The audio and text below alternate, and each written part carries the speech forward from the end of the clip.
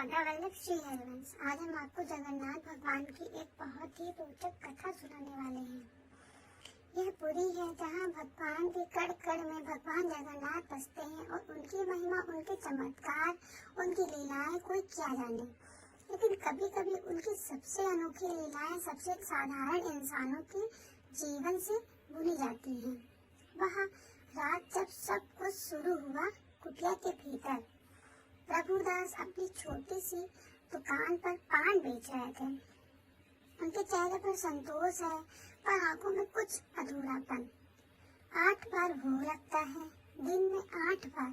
56 भोग क्या क्या नहीं चढ़ता मेरे प्रभु को। मीठे पकवान, नमकीन पकवान, फल, दूध, सब कुछ। मेरा मन हर बार एक ही सवाल पूछता है, इतना सब कुछ पर पान क्यों नहीं।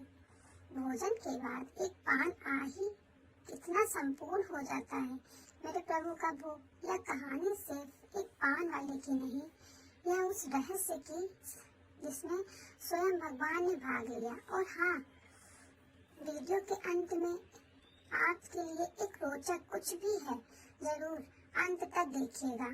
उस रात जब पूरी सो रही थी, प्रभुदास की यह अनकही प्रार्थना भगवान तक पहुंच गई। और भगवान की लीला तो अपरंपार है। वो ऐसे रास्ते ढूंढ लेते हैं जिनकी कोई कल्पना भी नहीं कर सकता। प्रभुदास अपनी कुटिया के किवाड़ बंद करके सोने की तैयारी करते हैं। तभी बाहर से हल्की खटखटाहट होती है। इतनी रात को कौन होगा? वह दरवाजा खोलते हैं। सामने 2 बेहद खूबसूरत नौजवान खड़े हैं। उनके घुंघराले बाल कंधों तक फैले हैं, कानों में चमकते कुंडल हैं और वस्त्र भी असाधारण रूप से सुंदर हैं। उनकी आंखों में एक दिव्य चमक है। नमस्ते प्रभुदास जी, क्या थोड़ा पान मिल सकता है? बहुत देर से चल रहे हैं, थकान हो रही है। अरे हाँ जरूर, ऐसा प्रभुदास ने कहा। आप दोनों इतनी रात को पहले कभी नहीं देखा? जी, हम बस ऐसे ही भटकते हुए यहाँ आ गए। प्रभुदास तुरंत उनके लिए 2 पान बनाते हैं। उनकी सुंदर और विनम्रता से वह इतने मोहित हो जाते हैं कि कुछ और पूछना भूल जाते हैं। इसलिए लीजिए ताजा ताजा पान। दोनों युवक पान लेते हैं, एक दूसरे को देखकर मुस्कुराते हैं और पान खाते हैं। लाजवाब, ऐसा पान तो हमने कभी नहीं खाया। हाँ सच में मन शांत और तृप्त हो गया। बहुत बहुत धन्यवाद प्रभुदासी। क्या आपको भी लगता है कि वो युवक भगवान ही थे? अगर हाँ, तो वीडियो को एक लाइक जरूर दीजिए और कमेंट में लिखिए जगन्नाथ, जय जगन्नाथ। पान का पैसा, अरे मुझे तो याद ही नहीं रहा। कोई बात नहीं, कल आ जाएंगे तो ले लूंगा। और फिर ऐसा ही होने लगा। हर रात वही 2 रहस्यमय नौजवान आते, पान खाते और कुछ कहे बिना, कुछ दिए बिना चले जाते। प्रभुदास के लिए तो जैसे वे ईश्वर का ही कोई वरदान थे। जगन्नाथ स्वामी नयन पथगामी। भावा तुम, अरे यह कौन है? यह दोनों बालक इतनी रात को प्रभुदास की कुटिया से निकल रहे हैं। हाय, मैंने तो इन्हें कभी मंदिर में नहीं देखा। युवक तेजी से गली में मुड़ जाते हैं और आंखों से ओझल हो जाते हैं। अजीब बात है, रोज रात को देखता हूँ, बस रात को ही प्रभुदास की कुटिया से कुछ तो गड़बड़ है। अगले कुछ दिन बलराम दास उन पर नजर रखने लगा। बलराम दास के मन में सवाल उठने लगे। एक रात और बलराम एक खंभे के पीछे छिपे। युवक प्रभुदास की कुटिया से निकले। आज तो जरूर पूछूंगा प्रभुदास से, कहीं कोई गलत काम तो नहीं हो रहा है। प्रभुदास जरा एक बात सुनिए। अरे बलराम दास जी, आइए बैठिए। सुबह सुबह कैसे आना हुआ? क्या पान बनाऊं? नहीं पान नहीं, मैं कुछ पूछने आया हूँ और मुझे सच जानना है। पूछिए, मैं भला आपसे क्या छुपाऊंगा? प्रभुदास ने, मैं कुछ दिनों से देख रहा हूँ, हर रात को नौजवान आपकी कुटिया से निकलते हैं। इतनी रात को यह कौन बालक है और यहाँ क्या कर रहे थे? मुझे नहीं पता बलराम दास जी वे कौन है, पर हाँ वे प्रतिदिन मेरे घर आते हैं और मुझसे पान लेकर जाते हैं और बिना मूल्य दिए चले जाते हैं। है ना, मैंने देखा है उन्हें निकलते हुए। जब भी मैं उन्हें देखता हूँ ना उनसे मैं उतना मोहित हो जाता हूँ कि मैं पान की कीमत ही भूल जाता हूँ। अब इसमें मेरा क्या दोष है बताइए? अगर ऐसा ही चलता रहा तो आपका घर कैसे चलेगा बताइएंगे? जब भी वे दोनों बालक आपके पास आएंगे तो आप उनमें पान की कीमत मांगना, और अगर वह आपको पान की कीमत ना दे तो उनसे कहना कि वे दोनों बंधक के रूप में अपनी अपनी चादर आपके पास छोड़ जाएं। प्रभुदास अपनी दुकान बंद करने वाले हैं, तभी दोनों युवक फिर से आते हैं। नमस्ते प्रभुदास जी, क्या आज भी आपका बेहतरीन पान मिल पाएगा? प्रभुदास उन्हें देखकर फिर से मोहित हो जाते हैं, पर बलराम की बात याद आती है। यह थोड़ा संकोच करते हैं और पान देने के बाद, आप दोनों इतने दिनों से पान खा रहे हैं पर मैंने आपसे कभी दाम नहीं लिया, पर आज आपको पान के बदले दाम देना होगा। अरे आप तो कभी हमसे दाम नहीं मांगते। हमने तो सोचा हम आज कोई धन लेकर नहीं आए हैं, हमारे पास अभी देने के लिए कुछ भी नहीं है, कल आएंगे तो दे देंगे, वादा रहा। नहीं, बहाना बनाने से काम नहीं चलेगा। बलराम दास जी ने मुझसे समझाया है, आज ही देना होगा, बिना दाम दिए मैं तुम्हें दोनों को जाने नहीं दूंगा, लेकिन हमारा आज जाना अति आवश्यक है। प्रभुदास जी हम पर विश्वास रखिए, कल हम बहुत सारा धन लाकर देंगे। तो ठीक है, बिना दाम दिए जा रहे हो, लेकिन अपनी यह चादर मेरे पास रखनी होगी। कल जब दाम लेकर आओगे तो चादर वापस ले जाना, बंधन के तौर पर रहेगी। युवक विवश होकर अपनी अपनी चादरें उतारते हैं और दोनों युवक बिना चादरों के ही तेजी से वहाँ से निकल जाते हैं। प्रभुदास ने अपनी नादानी में भगवान की लीला का एक और अध्याय लिख दिया। उस रात पुरी में किसी को अंदाजा नहीं था, मंदिर में एक अजीब सा तूफान आने वाला है। मुख्य पुजारी भगवान जगन्नाथ और बलभद्र के विग्रहों के पास पहुंचते ही, ताकि उन्हें सुबह की पूजा के लिए तैयारी कर सके, यह भगवान जगन्नाथ को उड़ाई गई श्वेत चादर को हटाते हैं, फिर बलभद्र जी की ओर बढ़ते हैं। अरे यह क्या, बलभद्र की चादर कहाँ है? जगन्नाथ जी की भी नहीं है। रात को तो मैंने खुद अपने हाथों से उन्हें उड़ाई थी, यह कहाँ गायब हो गई? अरे सुनिए, यह सब यहाँ आइए, क्या हुआ? महाराज, दोनों विग्रहों पर श्वेत चादरें नहीं है, किसी ने चुराई है। चोरी पर यहाँ अगर कोई चोर होता तो प्रभु किससे कीमती आभूषण, रत्न जड़ित मुकुट चुराता, श्वेत चादर कोई क्यों चुराएगा? अब शगुन भगवान कहीं नाराज तो नहीं है? सब शांत हो जाओ। यह खबर फैलने लगी।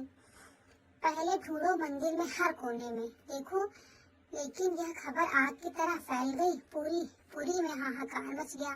लोगों के मन में डर था और बात राजा प्रताप रुद्र देव तक भी पहुंच गई। यह क्या हो रहा है प्रभु? जगन्नाथ की चादरें गायब हो गई हैं।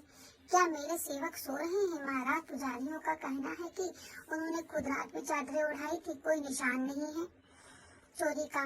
यह मेरे राज्य पर कलंक है। यह सब मेरे मंदिर के सेवकों की लापरवाही है। बुलाओ उन सबको, मैं उन्हें कड़ी से कड़ी सजा दूंगा। महाराज, पर कोई खबर नहीं, जिससे भी लापरवाही की है उसे दंड भुगतना पड़ेगा। राजा का क्रोध स्वाभाविक था, सब डर गए। पर जब भगवान स्वयं अपनी लीला कर रहे हैं तो भला कोई कैसे दंड पाए? भगवान अपने भक्तों को कैसे दंड मिलने देते?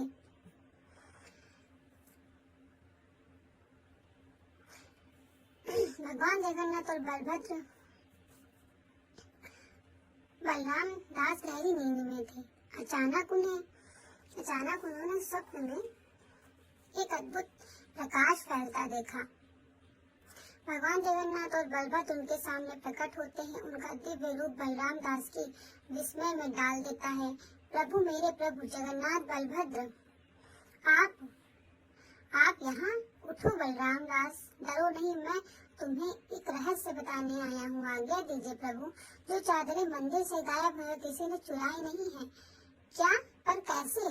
तुम्हें याद है वो भोला यह प्रभुदास पान वाला जिसने तुम्हें बताया था कि 2 बालक उनसे बिना मूल्य लिए पान लेते हैं? हाँ प्रभु, याद है, मैंने ही उन्हें कहा था कि बालकों से दाम मांगे के रूप में उनकी चादरें रख लेना। कहीं बालक वही बालक मैं और बलभद्र थे।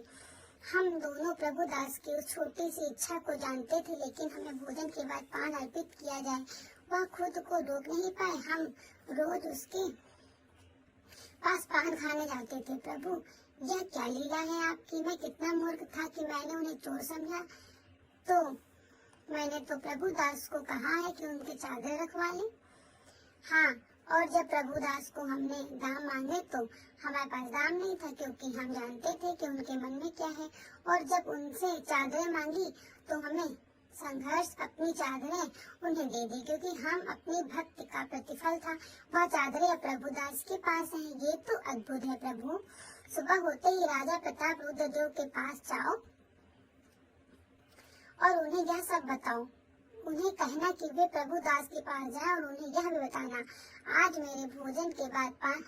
के बाद मेरे भोजन के बाद पान चढ़ाने की परंपरा शुरू हो जाए। यह प्रभुदास की भक्ति का सम्मान होगा। स्वप्न टूट जाता है। बलराम दास हड़बड़ा कर उठ बैठते हैं। उनके माथे पर पसीना और आंखें खुली की खुली या चारों ओर देखते हैं कि ये सब सपना था।